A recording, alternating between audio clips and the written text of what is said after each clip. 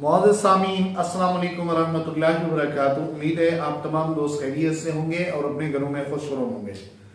आप तमाम दोस्तों के लिए एक मशवरा है जो बहुत अहम और बहुत कीमती है। गर्मी का मौसम है और आजकल की जो गर्मी चल रही है 50 डिग्री सेंटीग्रेड चल रही है।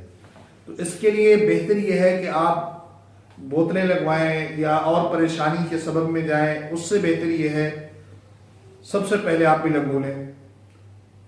इस बिलंगू के पानी को आपने रात को नहीं भिगो के रखें और सुबह निहार मुंह भी इस्तेमाल करें और दोपहर को 1-2 बजे के करीब आप बिलंगू का पानी इस्तेमाल करें।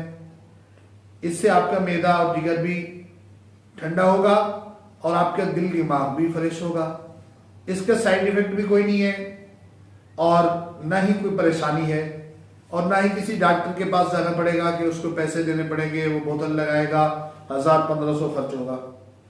ये वो चीज़ है जो आप इस्तेमाल करेंगे तो आपका दिल दिमाग और जिगर मैदे के अंदर जितनी भी गर्मी होगी बिलंगू के इस्तेमाल से फौरी आप ठीक होंगे।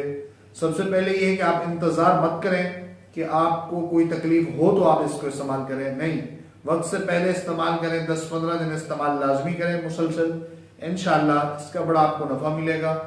आप हमें दुआ में याद रखें। ये हमारे मशवरे को आप अहमियत देकर अपने ऊपर मुसल्लत कर लें।